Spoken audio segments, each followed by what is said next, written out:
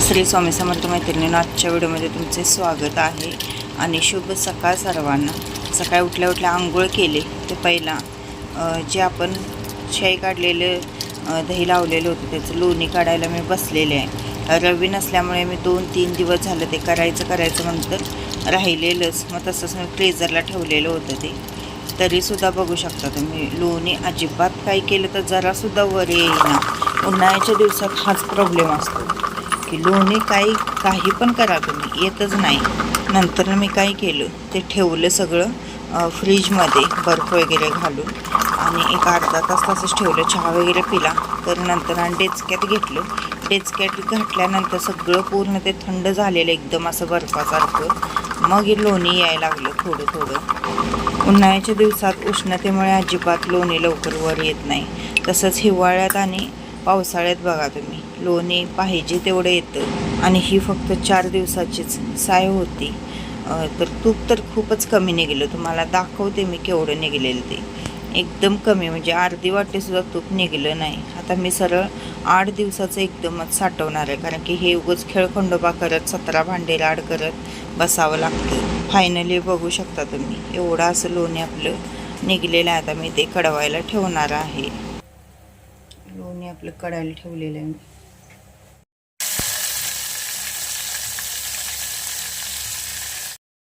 चार दिवसाच्या शाईचं एवढं तूप निघले दाखवते मी तुम्हाला. अर्धा पाऊण तास त्याला हलवत होते, कारण उन्हाळ्यात अजिबात तूप येत नाही, हे लोणी येत नाही वर. शेवटी काय केलं, अखंड एक ट्रे बर्फ घातला त्यामध्ये आणि अर्धा तास फ्रीजला ठेवलं. मग त्यावेळी कुठं तर आलं आणि मी उठल्या उठल्या आंघोळ केले आहे ते लोणी काढाय बसले. कारण की सकाळीच उन्हाळ्यात जर तुम्ही लोणी काढला तर येतं. दुपारनंतर जसं ऊन पडेल तसं ते पूर्ण वितळलं जातं, त्यामुळं येत नाही दुपारनंतर. म्हणून मी आंघोळ केले आणि लगेच गरम पाणी तेवढं पिले आणि लगेच ते हलवायला बसलेले. रवी नव्हती म्हणून 2 दिवस तसंच ठेवलेलं होतं मी.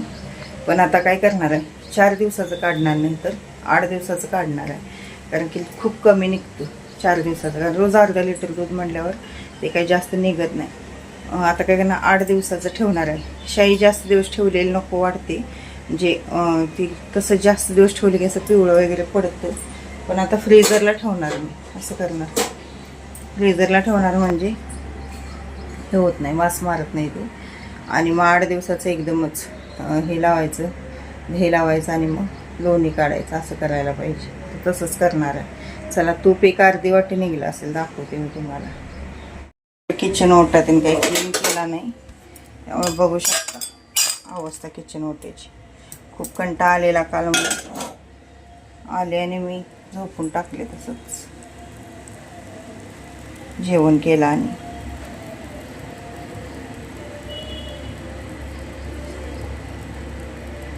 4 दिवसाचं काही जास्त निघत नाही बघा. भांडीच राडवतात ढिगभर. त्याच्यापेक्षा अर्धी वाटी पण निघाय नाही, 4 चमचे तूप निघलेलं आहे. आता सरळ 8 दिवसाचं एकदमच काढणार आहे. कष्ट केवढे आणि तूप केवढं बघू शकता तुम्ही. तूप निघलेलं आहे एवढं. खरं घरचं तूप असतं. वास किती छान येत आहे. त्यामुळं आणि श्रीला आणि यांना खूप तूप आवडतं. मी आधी खूप काढायची तूप, आता इथं आल्यासच बंद केलेलं. आता काय करणार, डेअरीतनं 1 लिटर दूध आणायचं सरळ आणि 1 लिटर दूध तापवायचं आणि मग त्याचं तूप काढायचं. मग 2 दिवस दूध नाही आणलं तर चालते. उन्हाळा आहे त्यामुळे मी 1 लिटर दूध आणायला झाले, कारण चुकून जर खराब झालं तर 1 लिटर दूध खराब होतं. म्हणून मी जरा आणायला झाले. नाहीतर मग काय आमच्या इथं डेअरी आहेत, डेअरीतनं आणलं तरी चालतं. शुभ सकाळ सर्वांना. सकाळचे वाजले 7:15 आणि यांची थोडी तब्येत बिघडलेली आहे, त्यामुळे यांनी आज सुट्टी घेतलेली आहे. ते पण आहेत घरात, स्त्रीला सोडाय गेलेले. आता चहा वगैरे अजून काही घेतले नाही. त्यांची पण आंघोळ झाल्या. आता चहा घेणार आणि ते पण जाणार दुकानात आणि मी माझ्या कामाला सुरुवात.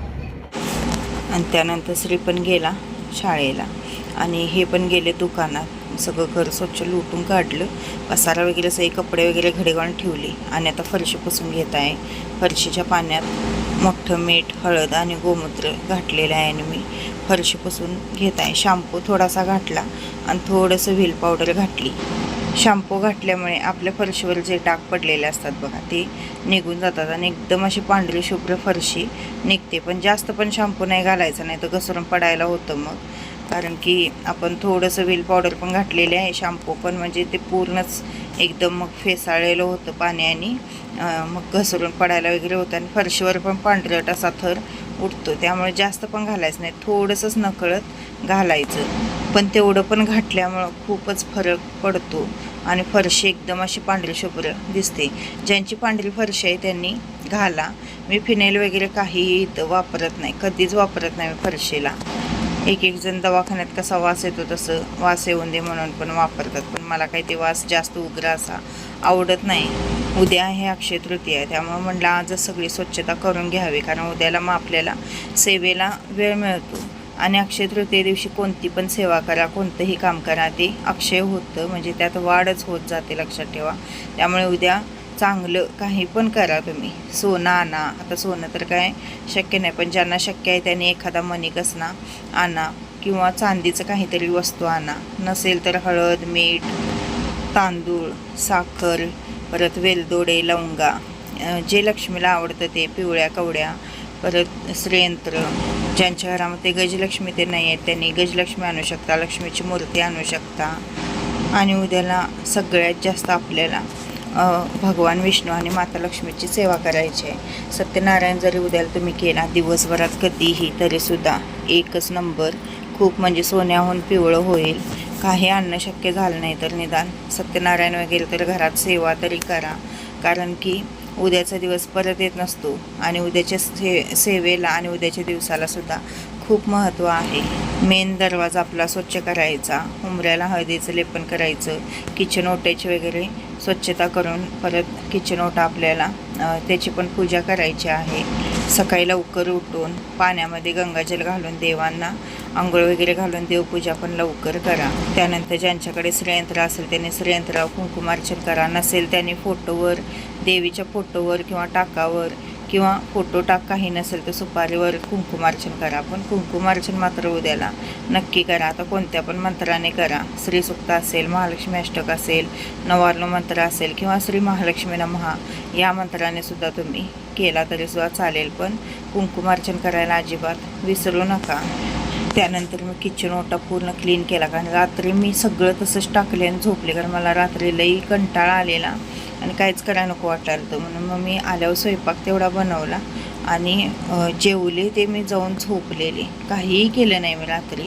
मग सकाळी म्हटलं आता हे सगळंच आवरायला लागणार, म्हणून मी सकाळी आज जवळजवळ 5ला उठलेले होते. 5 वाजल्यापासून 5:15 वाजेपर्यंत मी अशी लोळतच होते हातुरणात. म्हटलं उठायचं पण उठायचं तर काय होईना. शेवटी म्हटलं आता उठल्याशिवाय पर्याय नाही, म्हणून उठले 5:15ला आणि तेव्हापासून मग एकसारखं चालू केलं. त्यात माझं लोणी काढण्यात खूप वेळ गेला, नाही तर आत्तापर्यंत माझी खूप कामे झाली असती.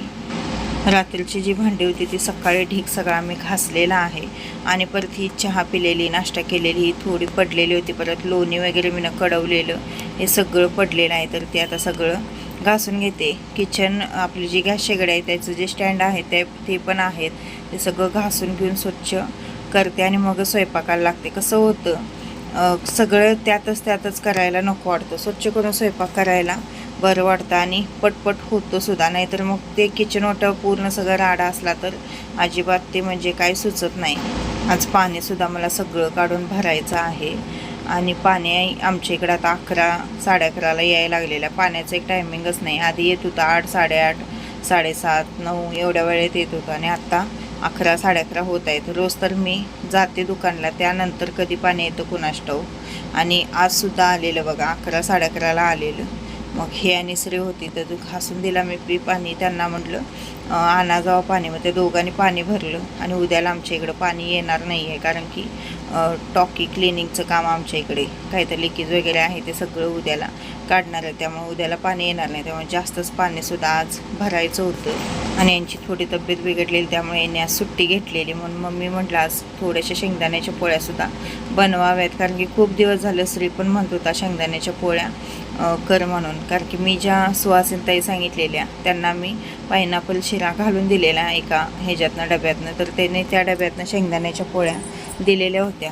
त्या शेंगदाण्याच्या पोळ्या खाल्ल्यापासून श्री सारखं म्हणत होता की मम्मी शेंगदाण्याच्या पोळ्या कर म्हणून. म्हटलं आज वेळ आहे तर करून टाकूया, कारण ह्या असलीत तर करायला बरं वाटतं, नाही तर आम्ही दोघंच खाणार आणि ते नसणार, ते अजिबात बरं वाटत नाही. सगळी घरातले असलीत तर म्हणजे खाया प्यायला केले की सगळ्यांनी खाल्लं तर बरं वाटतं. मग आता लगेचच पहिला स्वयंपाक बनवून घेणार आहे आणि त्यानंतर मग कपडे धुणार आहे. कपडे पण माझे आज भरपूर आहेत, कारण बेडशीट वगैरे सगळं, टॉवेल वगैरे सगळी मी भिजत घातलेले आहेत. आधी भिजून दे म्हटलं, कारण भिजल्यानंतर खूप चांगली कपडे आपली पांढरी शुभ्र अशी निघतात. त्यामुळे मी भिजत घातलेले आहेत. तास 2 तास भिजवते आणि त्यानंतर मी धुते, कारण आमच्या इथं आपटायला बडवायला काही जागा नाही आहे. काय असेल ते चोळूनच धुवावं लागतं, नाहीतर आपटलं बडवले की मग खालच्यांच्यात गळती चालू होते. आणि शक्यतो आपण आपल्याबरोबर त्यांचासुद्धा विचार केला पाहिजे. जर गळती चालू झाली तर मग ते काय चांगलं नाही. आणि आम्ही काम करताना चांगलं केलेलं आहे त्यावेळी, म्हणजे थोडंसं उंच करून घेतलेलं आहे बाथरूम. आणि जे आपलं लिक्विड असतं गळती लागू नये म्हणून ते लिक्विडसुद्धा टाकून सगळं व्यवस्थित करून घेतलेलं आहे. तरीसुद्धा त्या माणसाने सांगितलेलं आहे की एक 6 ते 7 वर्षच हे चालतं, तिथनं पुढं मग परत गळती लागते. कारण की आपण जे आपटापटी करतो बाथरूममध्ये, बारडे असेल, टप असेल, धुणं असेल, त्यामुळे ते लिक्विड खराब होतं आणि गळती लागते असं सांगितलेलं आहे. त्यामुळे मी शक्यतो आपटापटी करायला बाथरूममध्ये बघत नाही, कारण की गळती जर लागली तर मग आपल्याला पण प्रॉब्लेम आणि खालच्यांना पण प्रॉब्लेम, कारण घाण पाणी दुसऱ्यांच्या अंगावर पडलेलं चांगलं. कधी मी अशा 2 जाळ्या बसवायच्या. ही जाळी म्हणजे मोठा कचरा आत जाऊन देत नाही, आणि ही जाळी एकदम जी चहापूड असते बघा ती सुद्धा आत जाऊन देत नाही. त्यामुळे काय होतं, ह्या 2 जाळ्या बसवल्यामुळं वास जो येतो घरामध्ये, म्हणजे अन्न साठून त्या पाईपमध्ये जे वास येतो घरामध्ये, तर तो येत नाही. त्याच्यासाठी ह्या 2 जाळ्या बसवायच्या बघा. ही 60 ते 70 रुपयाला येते, आणि ही बेसिन बरोबरच आलेली आहे. पण बेसिन बरोबर आलेले मी ती काढायला एक जण कसं करतात, ही काढतात आणि ही वापरतात. पण दोन्ही वापरायचं. ह्याच्या खाली ही अशी घालायची. त्यामुळं काय होतं, एखादा जर साईडनं असं मोठा कचरा यात गेलेला असला, तसं जाळी इकडे तिकडे होते ही वरची अशी पाण्यामुळं. त्यामुळं एखादा जर मोठा कचरा गेलेला असेल तर तो डायरेक्ट पाईपमध्ये जाण्याऐवजी ह्यात अडकून बसतो.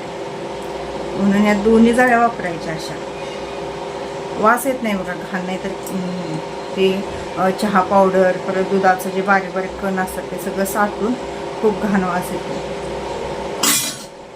चला, आज आहे 4था दिवस माझा. तर मी ना सगळं फरशी वगैरे पुसून काढली गोमूत्र घालून.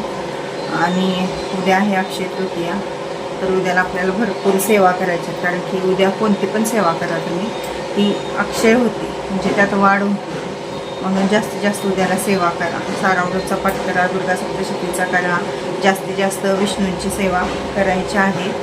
व्यंकटेश स्तोत्र, विष्णू सहस्त्रनाम वाचा. परत बाळकृष्णाच्या मूर्तीला आपल्याला तुळशीचं पान वगैरे वाहायचं आहे. शक्यतो 1000 नावं आहेत बघा, 1008 नावं आहेत विष्णूंची. तर ती म्हणत जर तुम्ही तुळशीचं पान वाहला तरी, एक पान वाहला तरी 1000 वेळा चालतं. खरं काय नाही काय तर सेवा उद्याला नक्की करा. महाराजांची करा. महाराज पण विष्णूचाच अवतार आहेत, लक्षात ठेवा. शंकराचाच अवतार आहे. त्यामुळं महाराजांची सेवा करा. सारामृतचा पाठ करा. 14वा 18वा अध्याय वाचा गुरुचरित्रमधला. धुणं मी आता सगळं बेडशीट वगैरे सगळी काढली, कारण की आज सगळंच मला स्वच्छ करायचं होतं. त्यामुळे टॉवेल बेडशीट सगळं भिजत घातलेलं आहे. आणि फरशी आधी पुसून घेतली गोमूत्र ते घालून. आता बनवणारे पहिले शेंगदाण्याच्या पोळ्या, कारण खूप दिवस झाले म्हणाले शेंगदाण्याच्या पोळ्या. आणि आज सुट्टे घेतलेले आहे त्यांनी, तर म्हटलं लय बनवणार नाही, 7-8च बनवणार आहे. एवढं शेंगदाण्याच्या पोळ्या बनवते. आणि श्री पण येतो शाळेत, नाही खायला काय आहे काय, खायला काय आहे काय असं चालू करतो शाळेत. रात्री दुकानात आले मी, आणि मला रवी पाहिजे होती म्हणून परत गेले किती वाजता आलेले मी यायलाच 9 वाजलेले, 8:30 तर वाजलेले. आणि मग मला घरात आल्यावर लक्षात आलं रवे आणायचे. मग आणि गेले आणि ही रवे आणली 50 रुपये. कारण 2 दिवस झालं मी ही रवी नव्हती त्यामुळं लोणी काढायला नव्हतं. रवे आणली कारण ही आपली फक्त 4.5 रुपयाची रवी. जवळजवळ 15 ते 16 वर्ष साथ दिली. लक्षात ठेवा, 4.5 रुपयाचा सेल आलेला, आम्ही राहायला होतो तिथं. तर तिथनं ही रवी मी घेतलेली होती. पडल्यामुळे ती कंटका झाली, नाही तर अजून पण रवी ती चांगलीच आहे. म्हणजे एकदा वस्तू घेतली की किती वर्ष टिकते बघा. 4.5 रुपये कुठं, ही 50 रुपये. ही पण चांगली आहे खरं रवी. आणि ही कसं आपल्याला सांडग्याचं पीठ वगैरे पण शिजवायला ते बरी पडते. दुसऱ्या होत्या आम्ही भांड्या दुकानात गेलेलो, त्याने वेगवेगळ्या दाखवल्या रवे, पण मला नाही आवडले. मला अशी लाकडीच पाहिजे होती. ती कशी मजबूत आहे बघा, कसं पण हलवा काय पण करा. आणि डाळसुद्धा याने लगेच घुटून होते असल्या रवेने. ते दुसरं आता नवीन कसलं आले ते काय म्हणजे व्यवस्थित नाही. आणि आज आमच्या इकडं आभाळ आले आणि ऊन कमी आहे, आभाळ आले. पाऊस येतो का संध्याकाळी काय सांगता येत नाही. खरं पडला तर बरंच होईल, कारण एवढं गरम व्हायला आले भयंकर. चला शेंगदाण्याच्या पोळ्या बनवून घेते. शेंगदाणा भाजून थोड्या 7-8 पोळ्या बनवणार आहे आणि बाकीच्या चपात्या बनवणार. कारण श्री लागता आला की चालू बघ खायला काय आहे काय, खायला काय. सकाळी दूध पिऊन तेवढं जातं, त्यामुळे त्याला भूक लागते. चला ऊन नाही म्हणत परत ऊन आलं बघा. नाही म्हणायचं नाही, येते लगेच. दोन्ही गाळणी डीमार्टमधून आणलेले, पण क्वालिटीमध्ये फरक असतो बघा. काय माहीत कंपनीत फरक असतो. हे गाळणं चांगलं लागलेलं आणि हे बघा कसं झालेलं, असं सुरकुतले. एकदमच 2 आणलेले मी, खरं हे खराब झालं. म्हणजे तसं सुरकुत्या पडल्यावर झालं. आणि हे बघा आहे तसं राहिलेलं. काय सांगता येत नाही वस्तूंचं पण, कुठली चांगलं लागलं आणि कुठली खराब लागली. शेंगदाणे भाजून घेतले. किचन ओटा धुतला की खूप छान वाटतं आणि घाण झालं काही खरं नाही. धुतल्यामुळं कसं बेकार.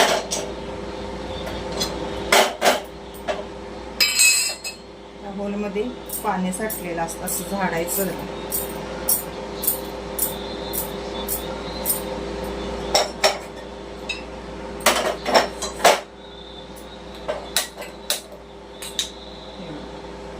पाणी साठलेलं असतं त्यामुळे कसं होतं बघा. पेटला व्यवस्थित. थोडंसं झाडला की व्यवस्थित पेटतो.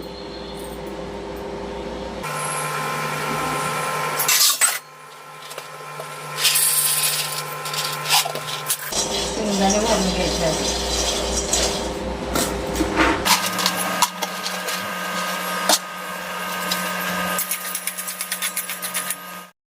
माझी जी मावस बहीण आहे ती गुळ पॅकिंगला जाते. तिनं हे दिलेलं आहे, गुळ दिलेला आहे बघा. अशा बातम्या असतात, अशा हे असतात, ढेपा असतात बारके बारके, छान असतात खायला ढेपा. आणि त्यामध्ये अशी पावडर येते बघा.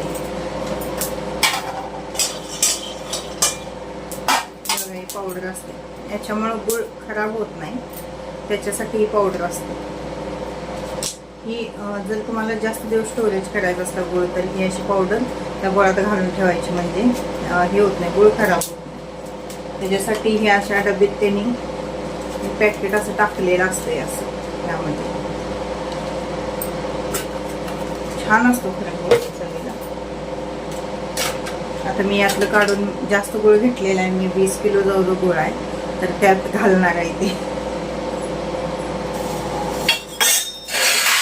कारण आमच्या घरात हा गुळ आहे तो खाऊनच संपवतात. हे पण आहे बघा. ह्या अशा ह्या आहेत वड्या आहेत, अशा चौक चौक ह्या अशा वड्या. फोडायला नाही मी अजून, यात पण तशा पुड्या असणार आहे. 1-2 पुडी तर असते, मग ती काढायची आणि दुसऱ्या ह्याच्यात घालायची. पण जास्त गोळ घेतलेला असतो तरी घालायचं. चला शेंगदाणे भाजलेले गार होऊन देत तोपर्यंत मी पीठ मळून घेते.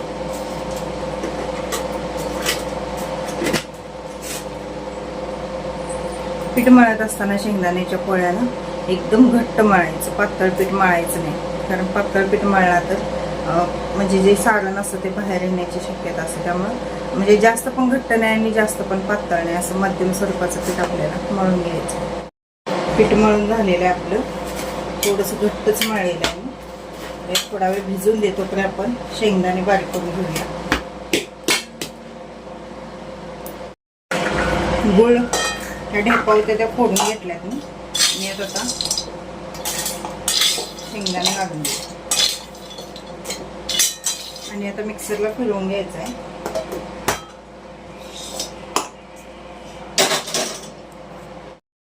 सारण आपलं बनवून झालेलं आहे. याचे लाडू सुद्धा खूप छान होतात बघा. थोडंसं यात तूप घातला असा शेंगदाण्याचे लाडू सुद्धा खूप मस्त होतात. यात तेल घालायचं थोडंसं.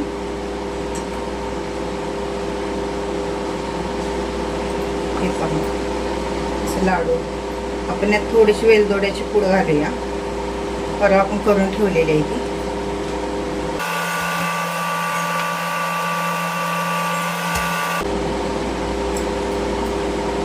असं बनवून ठेवलं की बरं पडतं बघा आपल्याला घालायला. हे सगळं हाताने व्यवस्थित मिक्स करून घेऊया.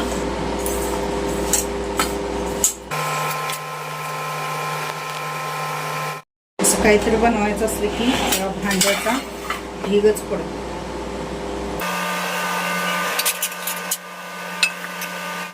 तुम्ही तेल घेतलेलं आहे, तुम्ही तूप घेतला तरी चालेल.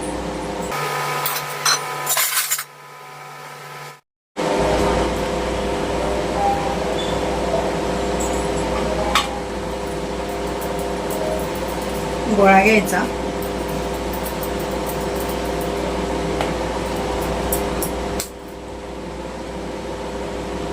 पिठात बुडवून घ्यायचा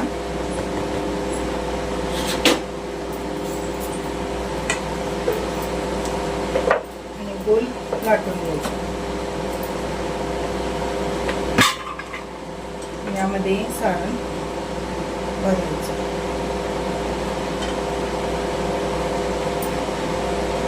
आणि दुमडून घ्यायचं.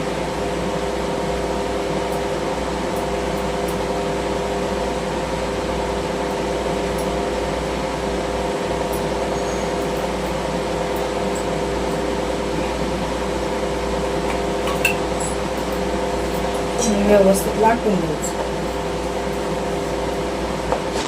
गोडीचं प्रमाण आहे ते तुमच्या आवडीनुसार तुम्ही कमी जास्त करू शकता. माझ्या थोड्याशा गोडीला कमी झालेल्या, तर श्रीमंत होता अजून थोड्या गोड करशील काय नाही, पण छान झालेल्या चवीला खूप छान होतात आणि पौष्टिक पण असतात. त्यामुळे मुलांना आधीमध्ये अशा पोळ्या करून देत जावा. मी जवळजवळ 12 ते 13 पोळ्या बनवलेल्या होत्या, पण सगळ्यांनी आवडीने खाल्ल्या. त्यातच माझं समाधान वाटलं. सगळेजण आवडीने खाल्लीत की खूप छान वाटतं. तर मैत्रिणींनो, असा होता आजचा छोटासा ब्लॉग. कसा वाटला, काय वाटला ते कमेंटद्वारे नक्की कळवा. व्हिडिओ आवडल्यास प्लीज चॅनल सबस्क्राईब करा. भेटूया उद्याच्या व्हिडिओमध्ये. श्री स्वामी समर्थ.